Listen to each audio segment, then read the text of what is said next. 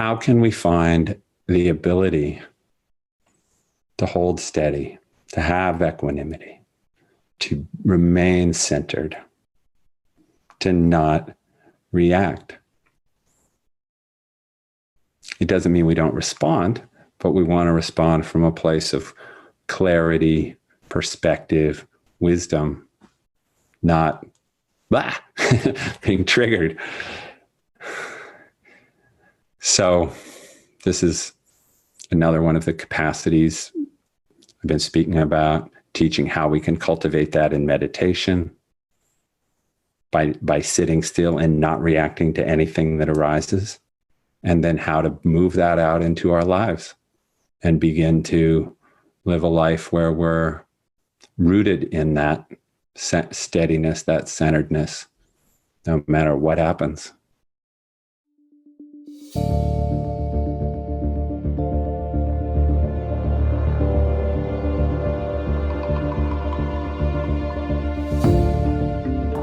Welcome to Meditation Changes Everything with spiritual teacher Craig Hamilton, a podcast exploring the deeper potentials of meditation practice and how it can change every aspect of human life.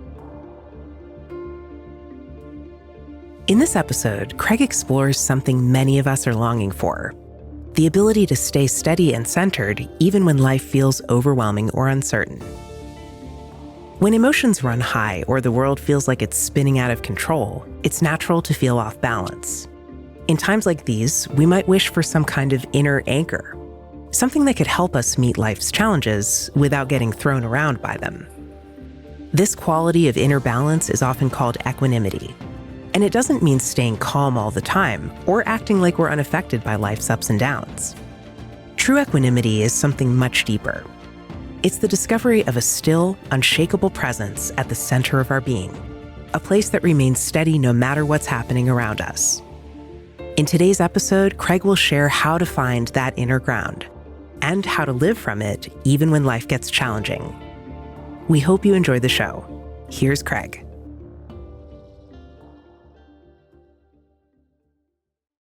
The capacity I'm speaking about is what we could call equanimity, or the ability to remain centered and steady no matter what's going on around us and no matter what's happening inside us.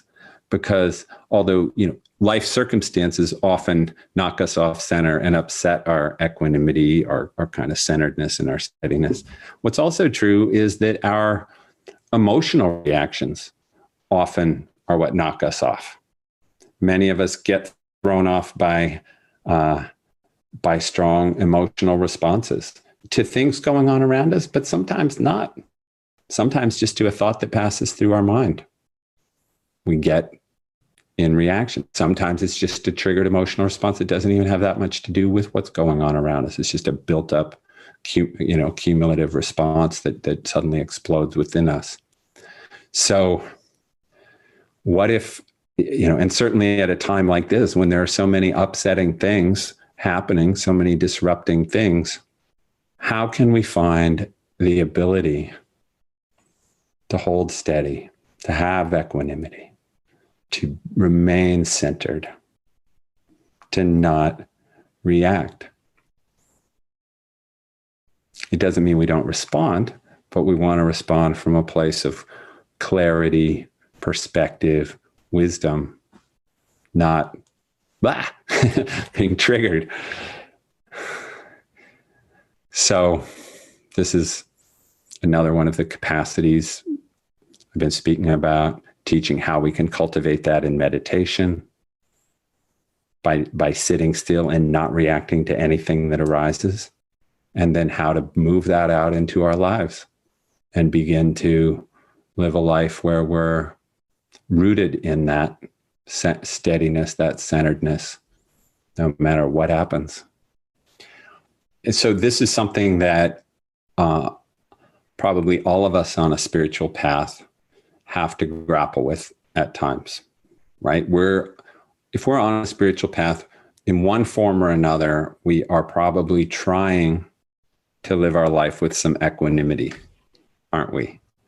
We're probably trying to be a person who is centered, steady, present, and not, not inconsistent. We're striving to be consistent. That's another way to talk about the sort of outward face of equanimity. The inward face of equanimity is that inwardly we're steady. We're like I gave the metaphor of like we're a boulder in a stream bed. And even if violent floodwaters come down, ravaging everything and reshaping the stream bottom, this big boulder doesn't budge. It doesn't move. It's not affected because it's got so much mass and weight. And an awakened being, a spiritually awakened person, has a similar kind of weight and mass and depth. There's a way that we are profoundly anchored in something that is deeper than all the ups and downs going on the surface. It's heavier than everything swirling around it. And so no matter what happens, we don't move, we don't budge. So this is the potential of spiritual awakening, but and all of us to some degree are probably trying to find our way there. But what happens when people are being aggressive and threatening toward us? That's one of the times that might most disturb our equanimity, right? When we feel our safety is at risk. So there are I'm going to just share a couple of perspectives on equanimity that you can try to work with and practice. Because again, this equanimity that we see as a spiritual quality, often we kind of imagine that it's a kind of being removed from life. It's a bit of being detached, as I said before. And we think of the Buddha sitting under the Bodhi tree, and in the demon Mara is tempting the Buddha with all manner of worldly things and trying to scare him, trying to appeal to his lust, to his greed, et cetera, and he just sits there unmoving. And we look at that myth, that image, that archetype, and we think, oh, he must be so distant from the things of the world that nothing touches him. He's so detached from all worldly things. The kind of equanimity I'm pointing to and inviting us to consider isn't one where we're distant and detached. So I gave one example of being like a boulder where we've discovered so much, we have so much weight and mass and kind of solidity. We've discovered something so solid and weighty in ourselves that it doesn't get blown off course, by powerful winds and storms. Another metaphor is like the ocean, where the surface of the ocean is often very stormy and whipped up, and there are waves and chop and swirling seas. But down in the depths of the ocean, there's just profound stillness, calm, that is unperturbed by what's happening on the surface. So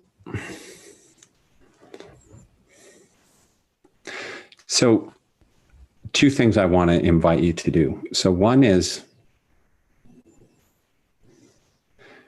I want to invite you to try a meditation practice, and you can do this on your own. I'll just give you a minute, a brief minute of it here. And the meditation practice is that you sit still, and physically you don't move, so your body is still. But inwardly, you are also still. Inwardly, you don't move no matter what happens. Now, that doesn't mean there aren't thoughts. It doesn't mean there aren't feelings.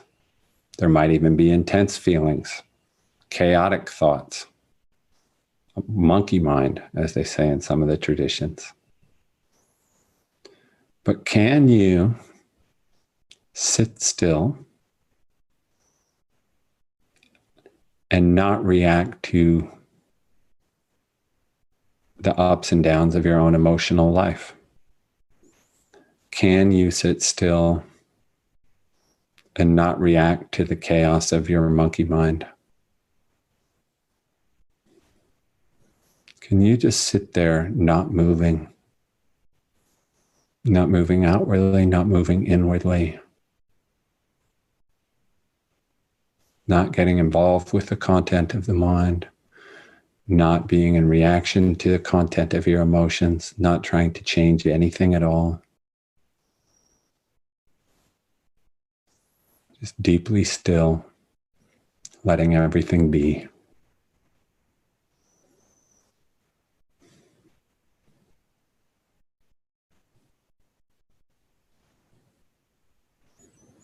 So that brief practice is something you can sit for 20 minutes a day, 30 minutes a day, and just do that practice. Now, I always teach that it begins with the meditation practice, because meditation is it's a very controlled environment in a positive sense, meaning it's a very contained environment. You can sit still in meditation and do nothing and react to nothing, and there's no problem with that. There's no demand for you to do anything when you're meditating, so you can just be like that. So we begin with the meditation. And if we do this consistently, we start to find, oh, there's a part of me that never moves. There's a dimension of consciousness, of my own consciousness and being, that has never moved, that never was being thrown around by the chaos of life. It's always been still, always been deep like the ocean. And then the experiments in awakened living come. And in relation to this quality, the experiment in awakened living looks like, how can I live my life engaged, active, interacting with others, problem solving, doing creative work, whatever we do? How can I fully engage without losing touch with this deep, still center that never moves? What does life look like when it's flowing out of that depth? What's the experience of life when I'm living from that depth? And so we begin experimenting with it. And for each of us, it's our own experiment. I mean, I certainly, define, in my programs, I create lots of practice guides, and I give out lots of detailed experiments that are beyond the level of detail I'm not going to give out here because of the nature of this, but I'm trying to instill in you the spirit of adventure, of exploration, of experimentation that really is what makes the difference. So we're practicing at meditation. And we're not trying, here's the trick though, not the trick, but here's the important thing to remember. We're not trying to hold on to a meditative state of consciousness in our daily life. We're not trying to stay, in this deep, still, unmoving, unreactive, equanimous, calm as we engage with the world. Why? I mean, you've probably heard spiritual teachers say that is what the goal. You are trying to keep meditation going through the day. But we're not. And why? Because daily life, engaged life, demands something completely different than meditation. It demands action, engaged action. So we're not trying to hold on to meditative awareness, but we are experimenting with, how do I stay rooted in this depth even as I engage in the world? And we can observe and see, oh, look, when we see ourselves react and get lost and, lose our equanimity, then we can look. The other part of practice is then we inquire and we say, oh, clearly I lost my equanimity when that person threatened me and challenged me. Why? Nothing really changed. My center, my essence is still infinitely deep. It's still untouched. So why am I losing touch with that? And then we explore and you look, and that deepens your inquiry and your practice. So I just want to clarify, when I'm talking about living from a place that is anchored in this deep stillness, I'm not talking about responding in a calm way necessarily. And this is really important. Remember earlier, I talked a little bit about how the goal is not to try to bring the kind of peace and calm of meditation into life. So we're going around, and it's interesting. A lot of us have this kind of spiritual idea or archetype in our minds, or like, I'm going around and I'm very calm and I'm peaceful and I'm smiling and I'm, untouched by what's going on. So it might be that, but it might be the living your life anchored in depth that I'm talking about. It might express itself as ferocity, fierceness, intensity. See, because what really happens when we get out of the way? When a human being, when we get our ego structure out of the way, we get our false self story out of the way, we get our habitual conditioned reactive self out of the way. And we then this profound depth that we are starts to live our life. So that's a way to think about it, that you are, all of us are this universal consciousness, we're this, profound, sublime, sacred event, this supreme consciousness, the very creative principle of the cosmos, the impulse of evolution surging through everything. We are that supreme, depth and source, and we are that cosmic energy and intelligence and love. And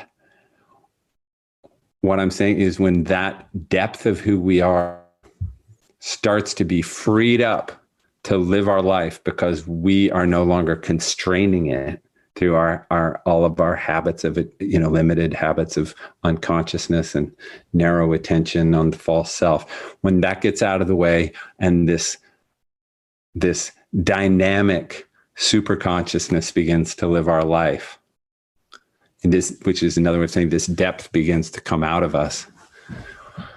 It comes out in every possible way. It might come out as, like if someone's being rude and disrespectful to you or someone else, they might be met with a force of intensity and anger that they've never encountered. And absolutely a consciousness that's unwilling to accept the disrespect and the narrowness and the pettiness that's coming out of another. So they might get met by what I think Ken Wilber called angry wisdom, angry wisdom, as opposed to what he also called idiot compassion. It's not a term I choose to use, but you kind of get the idea, not just one kind of expression that's just all gentle and sweet and kind of meek. Might be that sometimes, but it might be the opposite sometimes. It might be a lot of force to it. It might have a lot of humor to it. It might turn things on their head. Look at it that way. You know, a good way to look at what spiritual awakening is to kind of remove maybe, you know, those of us who don't like words like sacred and sublime and divine, which I do use, you know, you kind of, it's all that religious language. So we can take all that off the table and we could say, we're just talking about a human being who's optimized, a human being whose higher functioning has all been activated or liberated or unleashed into the world. And that's what we are pointing to. That's what we're talking about. So, you know, and I think most of us could probably do a decent job of imagining what that is like. You know, even if we haven't tasted it ourselves directly, what is my vision of an optimal human functioning? And then bring it on yourself. What would my optimal human functioning look like? How would I be different, fully optimized? Meaning all of my kind of limiting beliefs removed from the equation, all of my unconscious limiting or even destructive habits removed from the equation, just my highest, best, most profound self. What does super consciousness look like in the form of me living my life?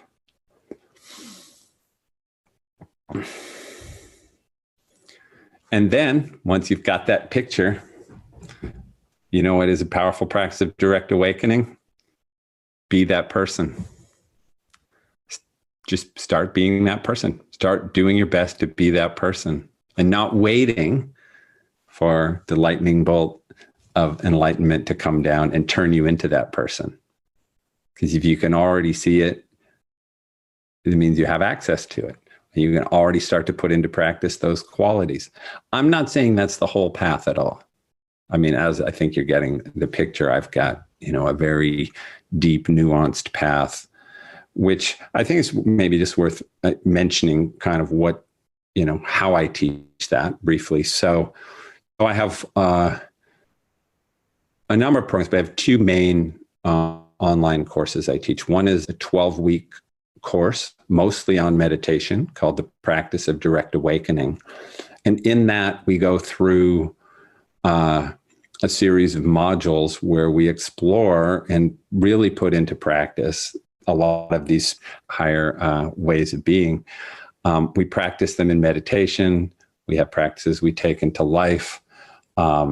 These and many other aspects of awakening. So there's that course. And if any of you want to read about it, it's directawakening.com, directawakening.com. It's where you can read about that course. I also have a 9-week course called Integral Enlightenment, Awakening to an Evolutionary Relationship to Life. And that's the course where I teach more about what spiritual awakening and conscious evolution is like outside of meditation. I do teach meditation also in that course a little bit, but it's much more about how to step into this evolutionary relationship to life and how to meet all the different aspects of life from that place. And you can learn about that at integralenlightenmentcourse.com, integralenlightenmentcourse.com. So it's in those contexts where I'm teaching a kind of holistic spiritual path that includes a lot of specific meditation practices and a lot of very specific life practices, all designed to remove every obstacle to the free, natural, uninhibited expression of our spiritual nature, of our true nature. So those are a couple of deep journeys into much deeper into all of this. So I hope that you're able to weather these storms and that your spiritual practice gives you stability and strength and courage and love in the midst of it all.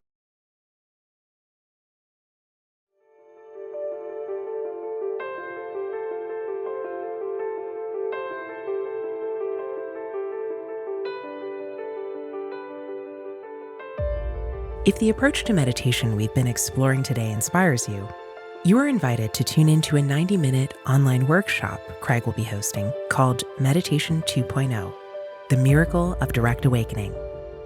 In the workshop, he'll share a powerful new approach to meditation practice and guide you in a series of brief meditation experiments so you can experience it for yourself. You can listen to that at freemeditationworkshop.com. That's freemeditationworkshop.com.